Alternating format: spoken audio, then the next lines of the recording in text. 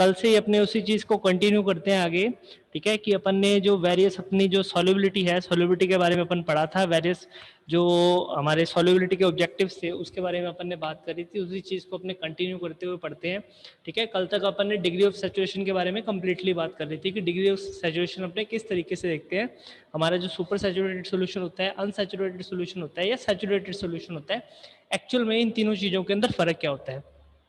ये सारी की सारी बात अपन कल के क्लास के अंदर कर चुके हैं, ठीक है। उसी चीज़ को अपन थोड़ा सा आगे चल के पढ़ते हैं कि अपन ने ये सॉल्युबिलिटी कर्व्स के बारे में पढ़ा था कि अगर अपने एक सिंपल बात करते हैं, सबसे पहले बात करते हैं, तो सबसे पहले बात अपने करते हैं सैचुरेटेड सॉल्यूशन की।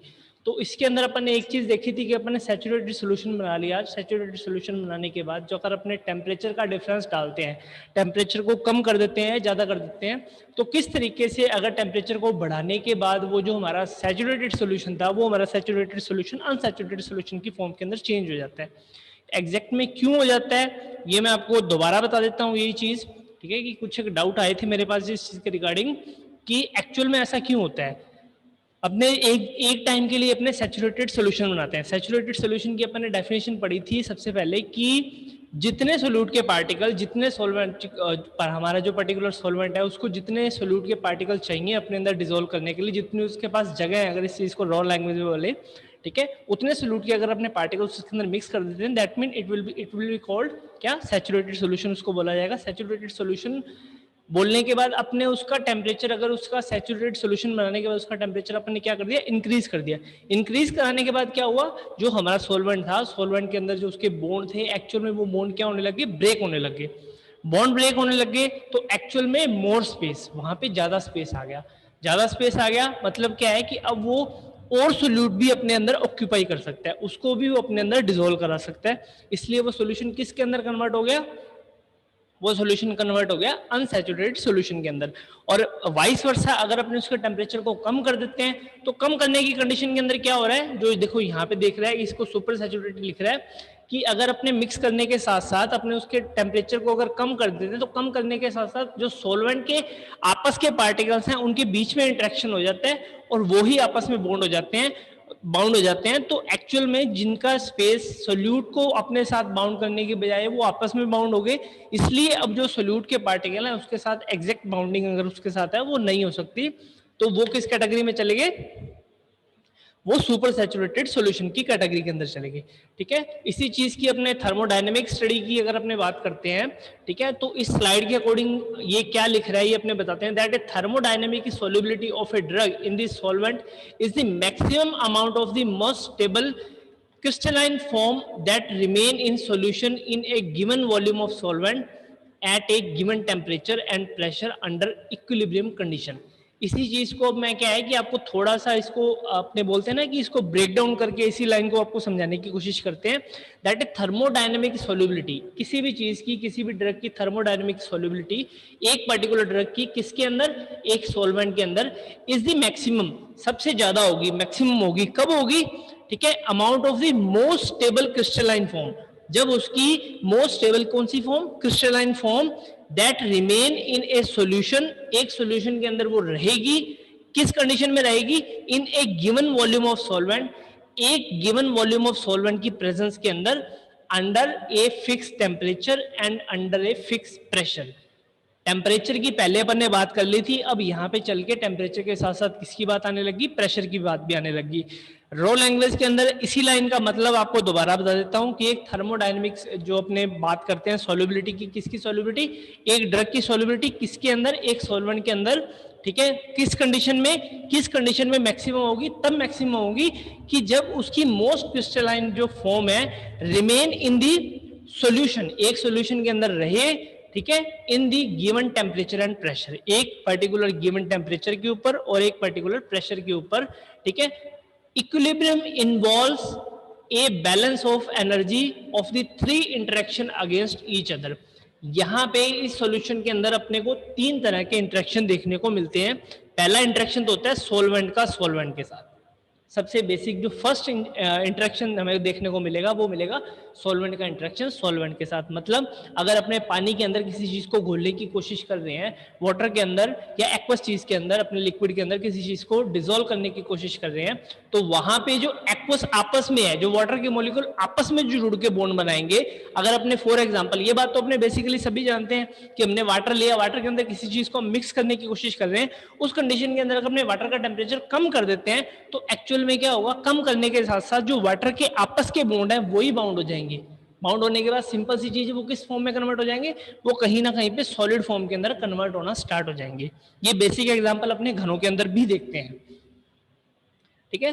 Second thing, interaction of solute with solute, कि हम जो कोई सोल्यूट उसके अंदर डिसोल्व कराने की कोशिश कर रहे हैं, उसके अंदर अगर हम थर्ड लिक्विड डिसोल्व कराने की कोशिश कर रहे हैं, उनका आपस के अंदर इंटरेक्शन कैसा है, वो इंटरेक्शन भी हमें यहाँ पे देखने को मिलेगा, ठीक है। एंड थर्ड वन जो सबसे मेन रहता है वो रहता है सॉल्वेंट का सोल्यूट के साथ इंटरेक्शन, जहां पे हमें सॉल्युबिलिटी एक्चुअल में देखने को मिलेगी किसी पर्टिकुलर सोल्यूट की सॉल्वेंट के साथ, कि कितने पार्ट ऑफ सोल्यूट है वो कितने पार्ट ऑफ सॉल्वेंट के साथ डिसोल्व हो सकते हैं, वो इंटरेक्शन यहाँ पे हमें क्या मिलेगा, देखने को मिलेगा, ठीक है।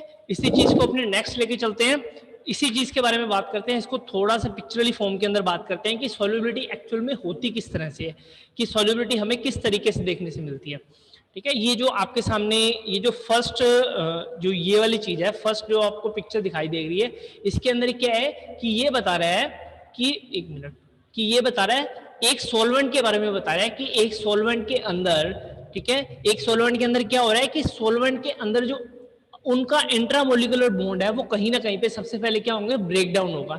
ब्रेक डाउन होने के बाद क्या होगा, उनके बीच में वॉइड स्पेसेस बनेंगे, खाली जगह बनेगी। अब खाली जगह बनेगी, ऊपर से क्या किया गया, उसके अंदर किसी तरह का सॉलिड डाल दिया गया, सॉलिड मींस वो सोल्यूट फॉर्म के अंदर डाल दिया गया।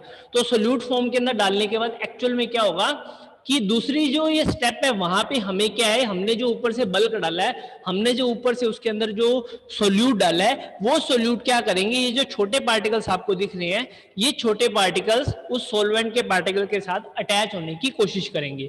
अटैच होने की कोशिश करेंगे तो वो ये कंडीशन कुछ हमें देखने को मिलेगी।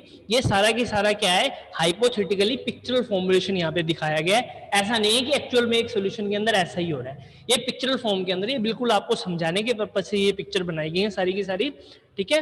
तो एक मिनट,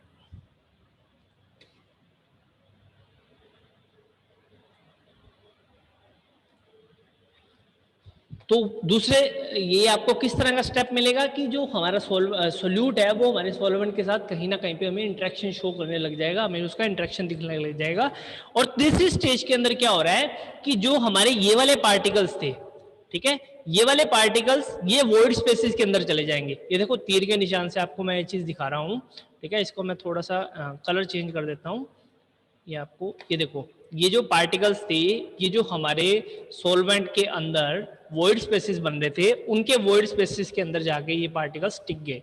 ये देखो ये चीज दिख रही है ना आपको, कि एक्चुअल में उसके बाद सॉल्युबिलिटी तभी शो होने लगी जब ये वॉइड स्पेसिस के अंदर जाकर टिक के, और एक्चुअल में उसका रिजल्ट के अंदर किस चीज की फॉर्मुलेशन हुई, रिजल्टेड ये फॉर्मुलेशन हुई, प्रोसेस ऑफ सॉल्युबलाइजेशन जिसको बोलते हैं। कि हमारे सबसे पहला क्या प्रोसेस हुआ कि सॉल्वेंट के पार्टिकल्स हैं वो आपस में क्या हो गए, उनका ब्रेकडाउन हुआ। ब्रेकडाउन होने के बाद उनके अंदर वॉइड स्पेसिस बने। वॉइड स्पेसिस बनने के बाद जो एक एक पार्टिकल्स था सॉल्वेंट का, उसने कुछ पार्टिकल्स किसके, सोल्यूट के साथ इंटरेक्शन किया। इंटरेक्शन करने के बाद क्या है, सॉल्वेंट का सोल्यूट के साथ इंटरेक्शन हुआ तो एक ऐसा पार्टिकल बना जो सॉल्वेंट और सोल्यूट का मिक्सचर है। और फिर वो मिक्सचर क्या हुआ, वो जो सॉल्वेंट के जो वॉइड स्पेसिस यहाँ पे बने थे, उन वॉइड स्पेसिस के अंदर जाके वो क्या हो गया, टिक के बैठ गया, जिससे क्या हुआ कि हमें सॉल्युबिलिटी लास्ट में क्या मिली, देखने को मिली। कि देखो ये जो इसको बता रहा है,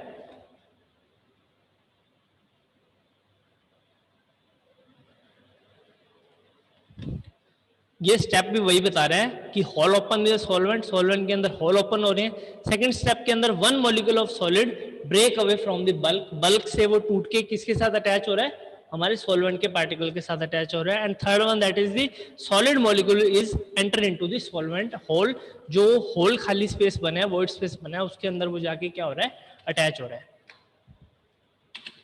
ठीक है। ये इसी प्रोसेस को थोड़ा सा आपने क्या है कि लिखने के एग्जाम पॉइंट ऑफ व्यू से अगर अपने बात करते हैं तो अपने इसको समझने की कोशिश करते हैं that A mechanistic perspective of solubilization process for the organic solute in water involve the following steps के अंदर इसने बताया है कि एक ऑर्गेनिक सोल्यूट, ठीक है, फॉर एग्जांपल ऑर्गेनिक के अंदर सबसे बेसिक अल्कोहल के अंदर, अल्कोहल को पानी के अंदर, वाटर के अंदर मिक्स करने की कोशिश की। तो यहाँ पे क्या चीज हमें कौन कौन से स्टेप देखने को मिले?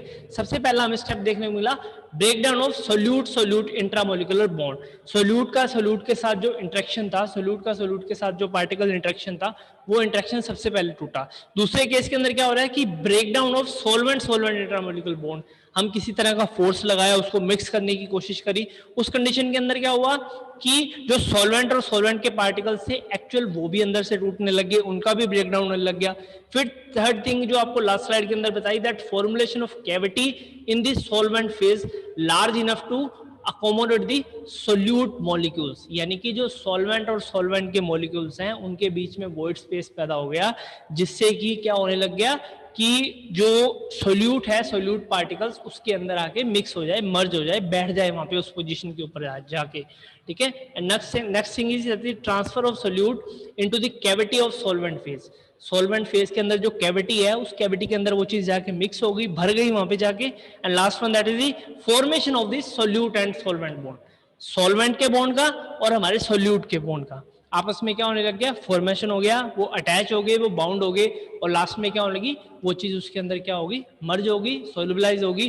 अगर उसको नेक डाई से भी देखेंगे तो अपने को क्या है, सोल्यूट के पार्टिकल्स उसके अंदर फ्री फॉर्म के अंदर घूमते हुए नहीं दिखेंगे, उनका इंट्रैक्शन आपस में हो गया, इंट्रैक्शन आपस में होने की वजह से वो चीज क्या होगी, उसके अंदर सोल्युबलाइज होगी। ठीक है, अब अपने थोड़ी सी इसी चीज को अपने थोड़ा सा पिक्चरल फॉर्म के अंदर समझने की कोशिश करते हैं। ठीक है, 3 स्टेप के बारे में आपको बताया था। पहला स्टेप था सॉल्वेंट और सॉल्वेंट का इंटरेक्शन, सेकंड स्टेप था सोल्यूट और सोल्यूट का इंटरेक्शन, एंड थर्ड स्टेप था सॉल्वेंट और सोल्यूट का इंटरेक्शन। देखो, ये एनर्जी की फॉर्म के अंदर बात बताई गई है, delta H for the enthalpy. Enthalpy किसके लिए?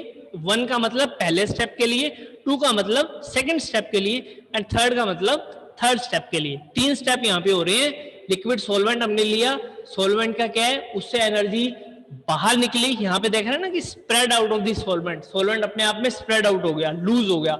लूज होने के बाद एक्चुअल में क्या हुआ, वहां से एनर्जी बाहर निकली। ठीक है, दोनों प्रोसेस हो यहाँ पे होंगे, एनर्जी निकलेगी भी, एनर्जी एब्जॉर्ब भी होगी। एक सॉल्यूशन बनाने के प्रोसेस के अंदर दोनों चीजें देखने को मिलती हैं, एनर्जी वो एब्जॉर्ब भी कर सकता है, एनर्जी वो बाहर भी निकाल सकता है। ठीक है, सिर्फ इसने डेल्टा एच यहाँ पे लिखा है। ठीक है, अब टोटल एनर्जी की बात अपने नेक्स्ट स्लाइड के अंदर करते हैं। अभी तक आप सिर्फ इतना समझो कि यहाँ पे ये चीज क्यों लिखी गई है कि एनर्जी आइदर में भी एब्जॉर्ब और आइदर में भी एक्सपेल, बाहर निकाली जा सकती है। सेकेंड पार्ट, सेकेंड स्टेप कौन सा, जो हमारे सोल्यूट क्रिस्टल्स हैं, इसने इसको क्रिस्टल्स लिए, अदर फॉर्म भी यहाँ पे हो सकती है। ठीक है, वो क्या हो गया कि सबसे पहले उनकी भी, दूसरे नंबर पे उनकी भी स्टेप आउट होने लगी, उसके भी स्प्रेड आउट होने लगे, तो उससे भी क्या हुआ, ये पार्टिकल्स भी अलग अलग हो गए। देखो, ठीक है, पहले वो सॉल्वेंट के अलग अलग हुए, अब ये चीज किसके अलग अलग होगी, सोल्यूट के अलग अलग होगी। और फिर तीसरे स्टेप के अंदर क्या हुआ, इन दोनों का क्या होने लग गया, फॉर्मेशन हो गया। ठीक है, ये एक दूसरे की जगह पे मूव करने लग गए, सॉल्वेंट यहाँ आ गया। ठीक है, ये पार्टिकल्स यहाँ चल गए, ये आपस में मर्ज होके एक ये सॉल्यूशन फॉर्म हमें यहाँ पे क्या क्या देखने को मिलेगी।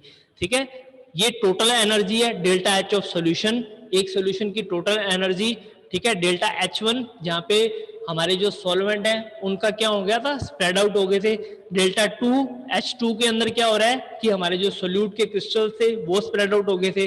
ठीक है, और डेल्टा H3 के अंदर क्या हो रहा है कि हमारे जो अलग हुए पार्टिकल्स थे किसके, सोल्यूट के और सॉल्वेंट के, वो आपस में क्या हो गए, यहाँ पे आके मर्ज हो गए, और मर्ज होने के बाद हमें ये चीज क्या मिलने, सोल्यूशन फॉर्म के अंदर कन्वर्ट हो गई है। ठीक है, अब बात करते हैं उसी चीज के रिगार्डिंग एंथैल्पी की बात करते हैं। That is enthalpy change of the solution refer to the overall heat which is released or absorbed during the dissolving process at the constant pressure. यहाँ पे एक चीज है, एनर्जी तो कम या ज्यादा हो रही है, बट यहाँ पे प्रेशर चेंज नहीं हो रहा है। मैंने आपको लास्ट स्लाइड के अंदर भी बताई, 3 तरह की अपने वहां पे एनर्जी की बात हो रही थी। पहली एनर्जी थी सोल्यूट को सोल्यूट से अलग करने का, ब्रेक डाउन करने का, वहां पे एनर्जी बाहर निकल रही है।